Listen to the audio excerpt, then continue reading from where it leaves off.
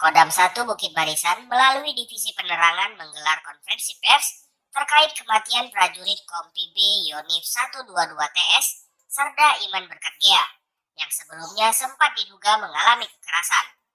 Konferensi pers soal kematian Serda Iman Berkat Gea digelar di Media Center Markas Kodam 1 Bukit Barisan Jalan Gatot Subroto, kilometer 7,5 Medan, Selasa 12 November 2019.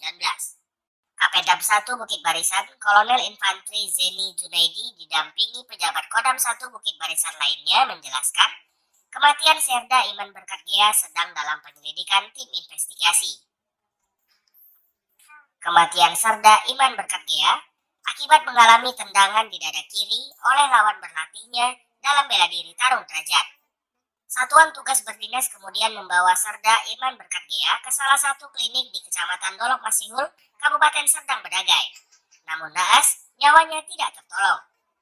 Yonif 122 TS selaku satuan di mana Serda Iman Berkat Gea berdinas, kemudian mengabarkan kepada keluarga bahwa korban meninggal dunia.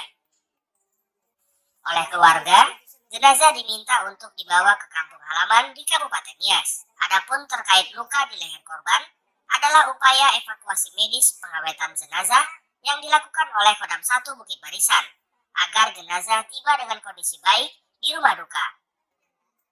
Kakesdam 1 Bukit Barisan Kolonel Dr. Sultan Bangun mengatakan, upaya pengawetan ini dilakukan dengan menyuntikkan formalin ke pembuluh vena besar yang ada di leher jenazah Serda Iman Berkat Gea.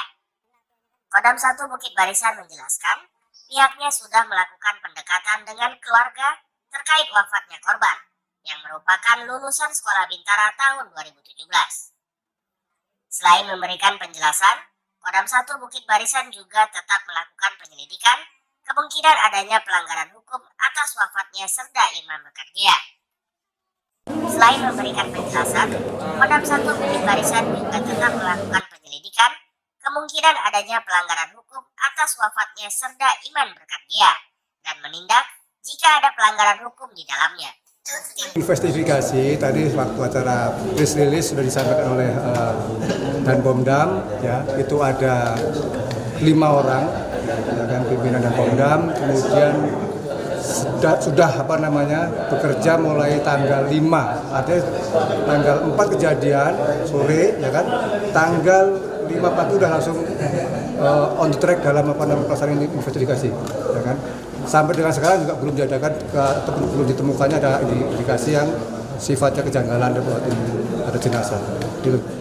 Mengingat Serda Iman ini masih lajang, Pak, ahli warisnya mendapatkan apa aja kemudian kira-kira?